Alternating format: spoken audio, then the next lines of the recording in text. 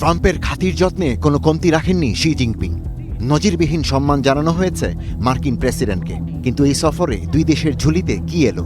ট্রাম্পই বা কি আদায় করতে পারলেন শি জিনপিং এর কাছ থেকে?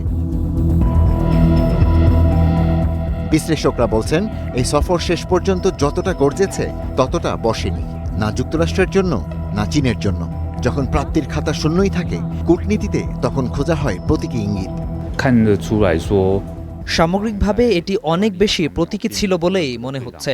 এখন পর্যন্ত যা দেখা যাচ্ছে, এই বৈঠক যুক্তরাষ্ট্র চীন সম্পর্কের ক্ষেত্রে দ্বিপাক্ষিকভাবে কিংবা বৃহত্তর আঞ্চলিক পর্যায়েও কোনো বড় পরিবর্তন আনবে না।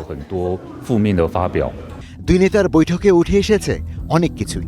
দুই দেশের বাণিজ্য সম্পর্ক ও শুল্ক সমস্যা, তাইওয়ান ইস্যু, আঞ্চলিক নিরাপত্তা, ইরান যুদ্ধ, প্রযুক্তিগত প্রতিযোগিতা, কৃত্রিম বুদ্ধিমত্তা ভিত্তিক অর্থনৈতিক বিনিময়। কিন্তু এইসব বিষয়ে ট্রাম্প যতটা ফল আশা করেছিলেন তার কোনোটিতেই স্পষ্ট কোনো অগ্রগতি হয়নি।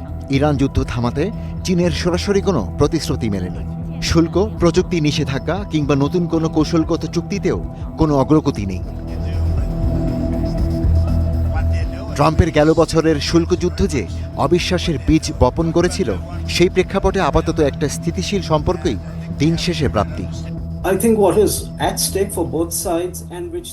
আমার মনে হয় উভয় পক্ষের জন্য সবচেয়ে গুরুত্বপূর্ণ বিষয় হলো এমন একটি নতুন কৌশলগত কাঠামো পুনর্গঠনের চেষ্টা করা, যার মাধ্যমে যুক্তরাষ্ট্র ও চীন পারস্পরিক সহাবস্থান ও সহযোগিতার পরিবেশ তৈরি করতে পারে।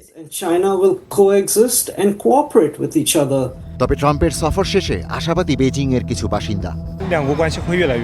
দুই দেশের মধ্যকার সম্পর্ক আরও উন্নত হতে থাকবে এবং ভবিষ্যতে আদান প্রদান আরও বাড়বে। যদিও এই সফরে চীন 200 বোয়িং বিমান কেনার আগ্রহ দেখিয়েছে, পাশাপাশি কৃষিপণ্য ও জ্বালানি আমদানিতেও কিছু বাণিজ্যিক সমঝোতার ইঙ্গিত মিলেছে। বিশ্লেষকদের মতে ট্রাম্পের এই সফরের অন্যতম উদ্দেশ্য ছিল বাণিজ্যসহ বিভিন্ন ক্ষেত্রে দৃশ্যমান সাফল্য তুলে ধরা, যাতে গুরুত্বপূর্ণ মধ্যবর্তী নির্বাচনের আগে তার কমে যাওয়া জনপ্রিয়তায় ইতিবাচক প্রভাব পড়ে। কিন্তু নাটকীয় কিছু ঘটেনি, যাকে ট্রাম্প তার নির্বাচনে পুঁজি করতে পারেন। Ishtiaq Hossain, star news.